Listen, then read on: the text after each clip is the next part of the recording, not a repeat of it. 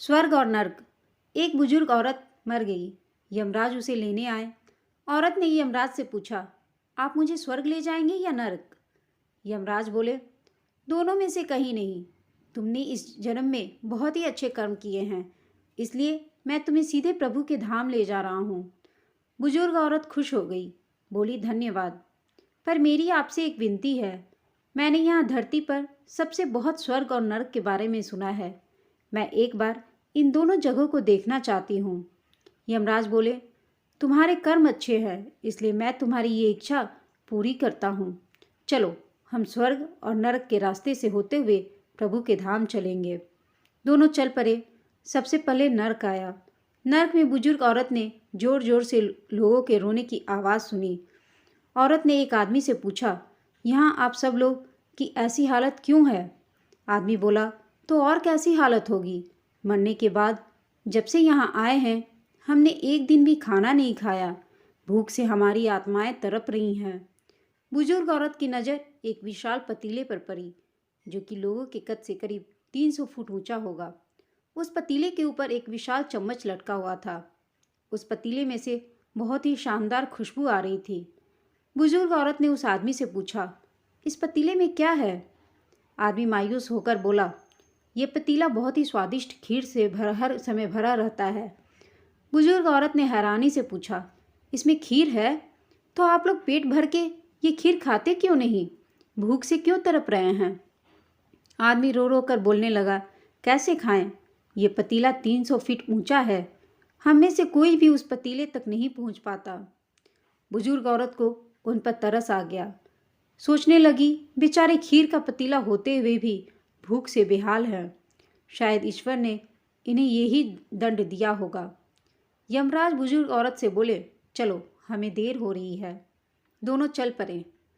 कुछ देर दूर चलने पर स्वर्ग आया। वहाँ पर बुजुर्ग औरत को सबकी हंसने खिलखिलाने की आवाज़ सुनाई दी। सब लोग बहुत खुशी दिखाई दे रहे थे। उनको खुश देखकर बुजुर्ग औरत भी बहुत खुश हो गई।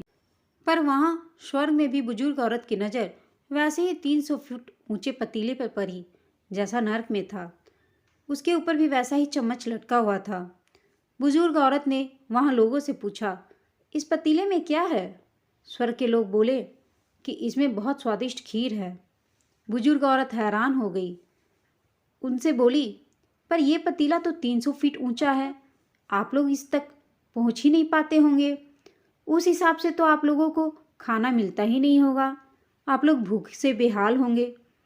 पर मुझे तो आप सभी इतने खुश लग रहे हैं, ऐसा कैसे?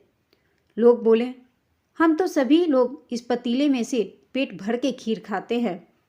औरत बोली, कैसे? पतीला तो बहुत ऊंचा है। लोग बोले, तो क्या हो गया? पतीला ऊंचा है तो यहाँ पर कितने सारे पेड़ हैं। ईश्वर ने ये पेड़ पौधे, नदी, झरने हम मनुष्यों के उपयोग के लिए ही तो बनाए हैं। हमने इन पेड़ों की लकड़ी ली, उसको काटा, फिर लकड़ियों से टुकड़े को जोड़ के विशाल सीढ़ी का निर्माण किया। उस लकड़ी की सीढ़ी के सहारे हम पतीले तक पहुँचते हैं और सब मिलकर खीर का आनंद लेते हैं। बुजुर्ग औरत यमराज की तरफ देखने लगी। यमराज मुस्काए, बोले, ईश्वर ने स्वर्ग और नरक मनुष्य के हाथों ही में ही सौंप रखा है।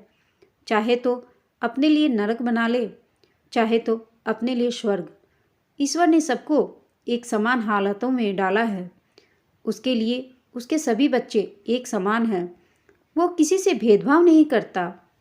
वहाँ नरक में भी पेड़ पौधे सब थे, पर वो लोग खुद ही आलसी हैं। उन्हें खीर हाथ में चाहिए। वो कोई कर्म नहीं करना चाहते, कोई मेहनत नहीं करना चाहते, इसलिए भूख से बेहाल हैं। क्योंकि यही तो ईश्वर की बनाई इस दुनिया का नियम है। जो कर्म करेगा, मेहनत करेगा, उसी को मीठा फल खाने को मिलेगा। यही आज का सुविचार है। स्वर्ग और नर्क आपके हाथ में है। मेहनत करें, अच्छे कर्म करें और अपने जीवन को स्वर्ग बनाएं। दोस्तों, यह छोटी सी कहानी आपको कैसी लगी, हमें कमेंट करके बताइएगा। साथ ही आपसे एक विनती है, अगर कहानी अच्छी लगी हो तो इसे लाइक, शेयर और चैनल को सब्सक्राइब अवश्य कीजिएगा। कहानी सुनने के लिए आप सबका धन्यवाद।